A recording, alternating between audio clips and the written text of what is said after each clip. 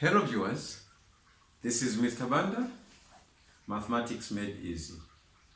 So in this lesson, we have a question coming from factorization of algebraic expression.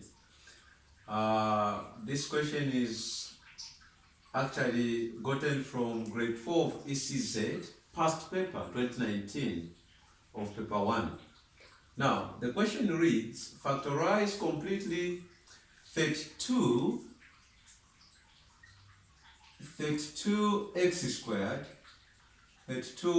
squared minus 50.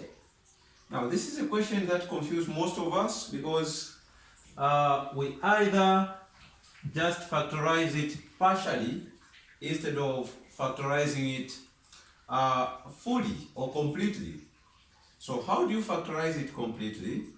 The first thing to do is to find or check if there is any common factor between 32x squared and 50.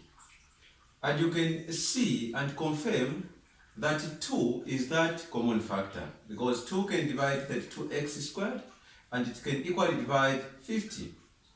Now, 32x squared divided by 2, so you have 2 outside, and 32x squared divided by 2, you are going to get 16x squared minus 50 divided by 2, you are going to get 25.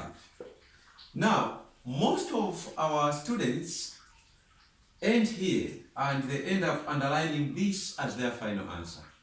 Meanwhile, this concept is a combination of factorization by the common factor as well as factorization by the difference of squares. So it's 2 in 1. Now, when you look at this, we have here is a difference of 2 squares, because 16x squared is a square of 4x. You can check that when you have 4x squared, it will give you 16x squared. As well, 25 is a square of 5. When you have 5 squared, you get 25. And you have a minus here, meaning we are obtaining the difference of 2 squares. Now, how do you factorize the difference of 2 squares? Simple.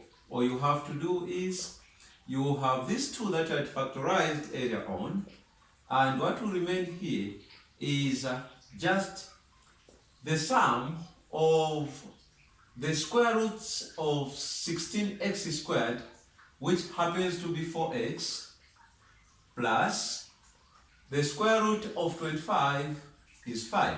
So you get the sum of the square roots of these 2 squares or multiply by the difference of the square roots of these 2 squares.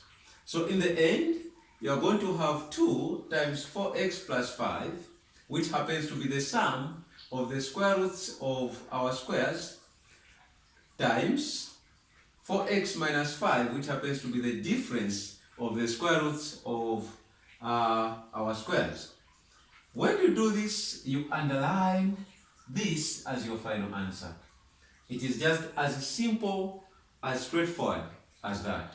So when you are given, for example, a squared minus b squared, don't bother yourself by leaving your answer as this, trying to find out what the highest common factor of a squared and b squared are, because this is just a simple difference of squares that can be factorized by getting the product of the sum of the square roots and the difference of the square roots of a squared and b squared respectively. It is as simple as that.